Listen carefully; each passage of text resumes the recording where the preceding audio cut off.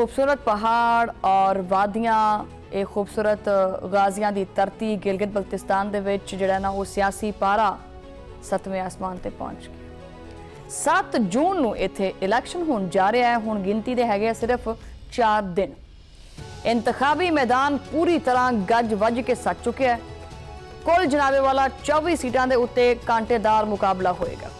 Election तो पहले इंतखाबी जिहड़ी मुहिम है वो काफ़ी अरूज ते है। तुसीं सारी गहमा गहमी देख ली है। हर पासे रंग बरंगे जिहड़े झंडे ने वो लगे हुए ने, लाउड स्पीकर्स दे उत्ते जिहड़े नारे ने वो चलदे पे ने। और इस बार इंतखाबी मैदान दे विच 2 पुराने हरीफ यानी मुस्लिम लीग नून और पीपल्स पार्टी एक बार फिर आमने सामने। दोनों जमातां ने गिलगित ते पहाड़ां दे विच आपदी पूरी जिहड़ी ताकत है ना वो आजमाई।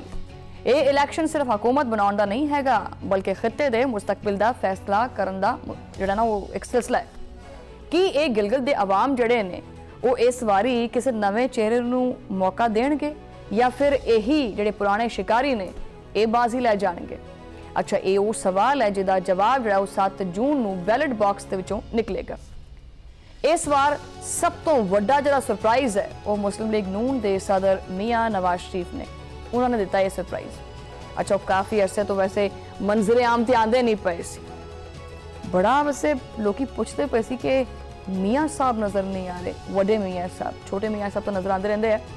सियासत के मैदान चों अचानक गायब जिहड़ा ना वो रहन वाले ये मियाँ साहब जिहड़े ने वो सीधे गिलगित बल्तिस्तान पहुंचे। उन्होंने जनाबे वाला गिलगित की धरती के उत्ते एक जबरदस्त और दबंग एंट्री जिहड़ी है ना वो मारी है। उन्होंने आपदा पहला वड्डा जलसा किया और स्टेज के उत्ते आंदे ही अग ला दी। मेरा मतलब है धुआंधार खिताब किया। नवाज शरीफ ने आपदे पूरे खिताब दे विच गिलगित बल्तिस्तान के तरक्याती कामां दे उत्ते फोकस रखे। उन्होंने आख्या कि ये क्या चल रहा है इधर है। उन्होंने उत्थे डिवेलपमेंट ना होने दे उत्ते साबका हुकूमतां नूं भी आड़े हथों लिया। उन्हें आख्या कि यार मैं अगर चुप की बह गए, तुसीं काम ही नहीं किए इत्थे, ये क्या हाल किया हुआ सड़कों का तुम लोगों ने। इतना खूबसूरत ये हसी वादियाँ, ये खुला आसमां, वो सड़कों का बेड़ा गर्क किया हुआ। बड़ा गुस्सा आया मियाँ साहब को। उन्होंने मुखालिफिन के उत्ते सवालात सवालात सवालात वही कीते गए और नालों नाल माजी दे विच ना वो जीबी दे अंदर आपदे कीते गए पुराने मनसूबे जिहड़े ना वो भी गिणवाए उन्होंने कि मैं आ कीता, मैं आ कीता, मैं आ कीता। अच्छा, बहरहाल नवाज शरीफ ने माइक संभालते ही वड्डे वड्डे ऐलानात किए और वादे भी किए।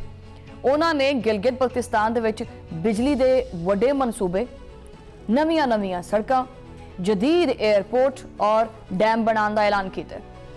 मियाँ साहब का यह अंदाज बड़ा पुराना है, लेकिन आवाम जड़ी है वो कहती है कि अच्छा जी ऐसा है क्या है, वो नहीं मानती। वैसे वो किसी दी मतलब आंदी नहीं भी ना, चक्कर च नहीं आती भी, की करिए आवाम ही सियाणी हुई पई है। इस धुआंधार खिताब के दौरान मियाँ साहब नूं आपदा मतलब कि आप वो ना खिताब करते करते उन्होंने आपदा याद आ गया, बहुत कुछ पुरानियां यादां आ गई उन्होंने। उन्होंने फिर एक बार दोबारा जो ना वो अपना एक मशहूर तुसी डायलॉग सुनिया होएगा, मुझे क्यों निकाला, वह भी जिक्र कर लिया। उन्होंने क्या लगे हथों यदा भी काम कर जाने। बड़े शिकवे किए उन्होंने आख्या, उन्हें अपनी आवाम को पूछा कि मैनू दसो कि मैनू मुल्क की जी वजारत उज़मा है तो क्यों कढ़िया गया सी। उन्होंने कहा मैनू दसो मेरा कसूर की सी, मैनू जेल च क्यों पाया। और दिलचस्प गल यह है कि इस बारी उन्होंने यदा कसूरवार किसी होर नूं नहीं बल्कि तुहानूं ठहरा दिता है, बल्कि सीधा आवाम नूं ठहरा दिता है। नवाज शरीफ ने आवाम के सामने गिला किया, शिकवा किया, नाराज होए ने। उन्हें क्या मेरे वर्गा मुखलिस बंदा जिहड़ा ना उहनूं तुसीं मुल्क चों जिहड़ा ना कढ़न क्यों दिता, तुसीं बोले क्यों नहीं, तुसीं चुप क्यों रहे। लेकिन नाल ही नाल उन्होंने अपना जिहड़ा वड्डा दिल है वो दिखाने की कोशिश भी की। उन्होंने कहा चलो ठीक है, आवाम ने जो कुछ किया मेरे नाल किया। हालांकि पहले आवाम के सामने वो कहता रहा है कि भी मुझे क्यों निकाला, मुझे क्यों निकाला और किसने निकाला, क्यों निकाला, ये क्यों चलता रहा है सारा कुछ। लेकिन हुण मियाँ साहब कहते हैं कि ये सारा कुछ तुसीं मेरे नाल किया, यानी आवाम ने किया। उन्होंने वाज़े किया कि गिलगित दे आवाम नून लीग नूं वोट देन या ना देन, पर इत्थे वो तरक्याती काम जरूर कराणगे।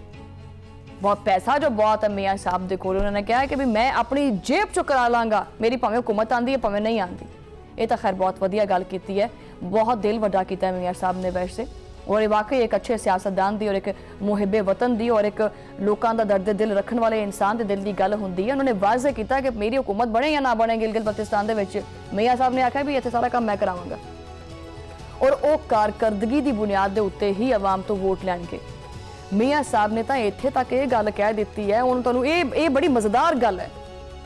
मियां नवाज शरीफ साहब ने यह चीज़ कह दी है कि मुस्लिम लीग नून की हुकूमत आने तो बाद आवाम नूं कार बैठे बिठाए तनख्वाह मिलेगी। ये मैनूं पता तुहानूं गल बड़ी मज़ेदार लगी है, अच्छी लगी है, सुनने च भी मज़ा आया है ना। मियां नवाज शरीफ साहब ने आख्या है कि जी आवाम नूं घर बैठे बिठाए से तनख्वाह देवांगे।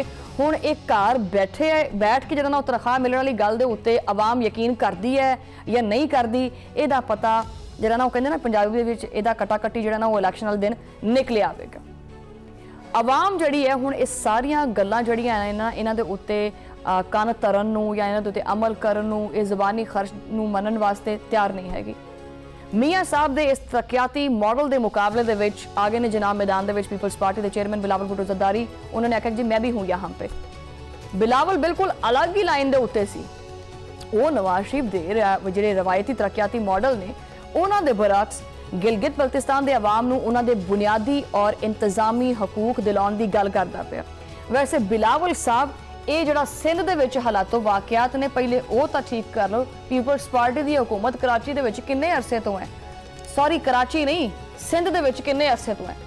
सिंध दे हालात वेखे, किसी नूं कह दो ना वैसे कि यार कराची हो ना ना ना कराची ना जाना यार, बड़ा बेड़ा करके कराची दा।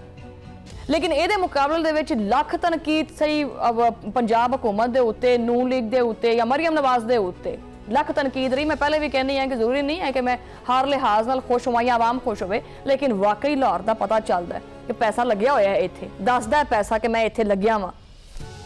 बिलावल का यह कहना है कि सड़कां और पुल तां बनते रहणगे। आ गई ना फिर वही गल, कहंदा असल गल जिहड़ा ना वो आवाम नूं उन्हां दी ज़मीन दे उत्ते हक दमाउणा है। मैं उन्हां दा हक नहीं खोणा उन्हां दे कोलों। सिंध दे विच तां हर बंदे नूं हक मिलिया है। वो कहंदे है कि जीबी दी आवाम नूं उहदा हक मलकीयत हर हाल दे विच दिता जाएगा। बिलावल भुट्टो ने वफाक तो एक बहुत बड़ा मुतालबा कर दिता। उन्होंने वफाकी सतह के उत्ते गिलगित बल्तिस्तान और आज़ाद कश्मीर की अलग अलग जिहड़ियां वजारतां ने वो खत्म करने के उत्ते जोर दिता है। उन्होंने मौकफ है कि ये वजारतां सिर्फ और सिर्फ ब्यूरोक्रेसी का जिहड़ा ढिड है ये भरन वास्ते है। और इहदे नाल ही उन्होंने ये मुतालबा भी कर दिता है कि गिलगित बल्तिस्तान और आज़ाद कश्मीर दे विच पाकिस्तान के जनरल इलैक्शन के नाल ही इंतखाबात कराए जान ताकि बार बार ये जिहड़ा सियासी तमाशा जो है ना ये बंद हो जाए। बिलावल का एक कार्ड जिहड़ा है वो नौजवान वोटर वाल जिहड़ा ना खिंचदा पिया, क्योंकि हकूक की गल सारिਆਂ ਨੂੰ चंगी लगती है। एक पासे नून लीग और पीपल्स पार्टी के जलसे जुलूस चलते पे ते दूजे पासे Pakistan Tehreek-e Insaf sweet heart darling जिहड़ी PTI है ਉਹਦਾ रोना धोना खत्म ही नहीं होंदा। वो एक ऐसी महबूबा बनी हुई है PTI जिहड़ी है उन्होंने बार बार मनाने और फिर रुस जाती है। मैं नहीं मानूंगी, आपने ऐसा क्यों किया था, आप ये कर दें, आप वो कर दें, मेरा मेकअप खत्म हो गया, मुझे वो ला दे, नहीं मैंने मेकअप करना ही नहीं है, मैंने छोड़ दिया, मैं दुखी हूँ। अब ये कभी बहुत खुश हो जाती है और कभी बिल्कुल ही खफा हो जाती है। ये सिस्टम ही चलता पे। हुण तक खैर वो बिल्कुल ही सियासी मैदान तो आउट सी।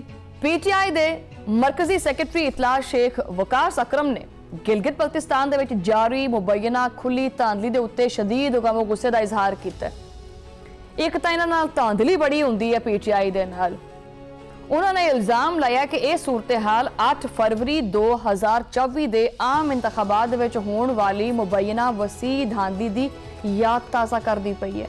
यानी जिहड़े साडे जख्म ने उन्हां दे उत्ते नींबू नचोड़दी पई है। ये चीज़ PTI के उम्मीदवारों और क्यादत नूं जान बुझ के NOC जारी नहीं किए जा रहे ताकि उन्हां दी इंतखाबी मुहिम जिहड़ी है उहनूं लिमिटेड किया जा सके और वो आपदे वोटर्स तक ना पहुँच सके।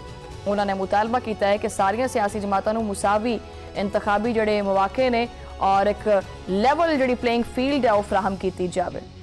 यानी NOC के नाम के उत्ते इम्तियाजी सलूक फौरी तौर पर बंद होना चाहिए, वरना इस इलैक्शन की कोई जो साख ही नहीं है, कोई तुक ही नहीं बनता।